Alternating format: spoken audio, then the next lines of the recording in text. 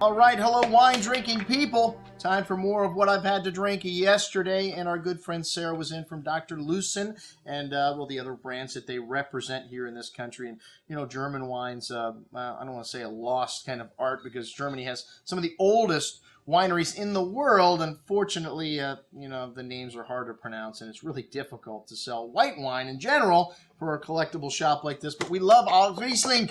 And Riesling is one of the longest-lived whites on earth. Long live Riesling.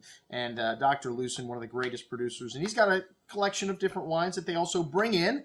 And the first one here, Maison Roche de Bellene, Bourgogne, Vielle, is a new project from Nicolas Potel, the 2011 vintage. Rather juicy and forward here. And from his contacts in Bourgogne, he had to sell the label with his name on it for various personal reasons. And then, but he still has a lot of friends. So the juice he gets for his Bourgogne is really good, man. The average age of the vines here is 65 years old. Good amount of light red berry fruit and zesty spice, some light earth and floral notes here. Nice complexity for a Bourgogne. Even a hint of truffly earthy there coming in as the second day, as this wine opens up. A nice zesty red berry fruit on the tongue, smooth and silky tannins, nice freshness on the finish, and some of that nuance from the nose. A very good little Bourgogne Pinot Noir, 21 bucks. The J. Christopher Pinot Noir, which is a joint venture that Dr. Lucen is involved with up in the Willamette Valley, 2011, a challenging year, a very cool year, and a little rain and some rot, but this wine doesn't have any in it. It's got a blend of Dundee, Chehalem, Yamhill, Carlton, and Eola Amity fruits,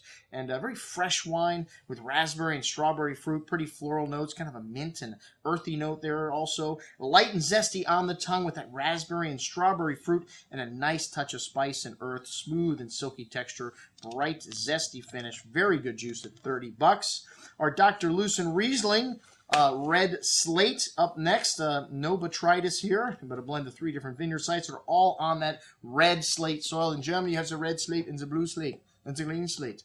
Anyways, the red slate gives you that iron, particular minerality you get in these wines. And this is picked at the Spatlese level of ripeness and then fermented dry. You see the 12.5% alcohol on the label indicates there's no residual sugar in this wine, or just a tiny bit. And it's got a pretty cherry and kind of lime citrus fruit on the nose, white peach, notes of that red slate soil coming out in the nose. Tongue tingly acidity leaves the impression of effervescence on your tongue. One of the things we love about Riesling leaves the tongue salivating for food. Lots of green apple, white peach fruit, and that minerality lasting through the finish. A very good example of the Riesling at $15, a drier Riesling. And then the second wine, the Villa Wolf Pinot Gris from the Pfalz. And this has got the lovely chalk and limestone soils in this area, and really fresh and clean style of Pinot Gris, white peach and apple, notes of white flowers, a chalky mineral and lime citrus here. Good amount of that zesty apple, green apple, lime citrus on the tongue. Short but pleasant finish here. Bit of residual sugar, but nicely balanced. And for 12 bucks, man, this is a steal. A very good little light, refreshing, crisp whites. The Dr. Lucen, Dr. L. Riesling up next. This is a 100% Riesling, and I guess the QBA you can add up to 15% other varietals, and I guess a lot of people do just to stretch it out because Riesling is a little more expensive. Only 8.5% alcohol, which would indicate there is some residual sugar in the wine. The lower the alcohol, that's what ferments out in alcohol, the sugar. So you're going to have a little bit of sugar, but there's so much acidity.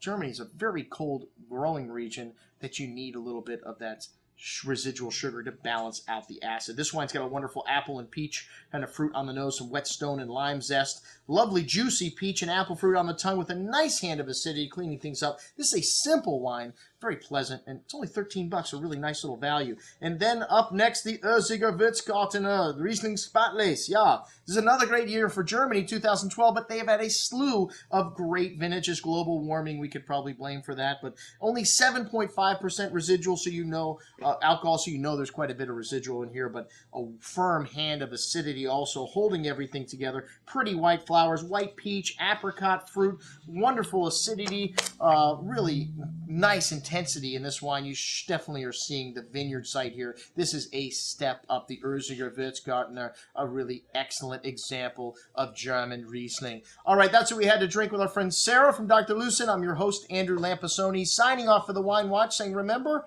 always drink the good stuff first.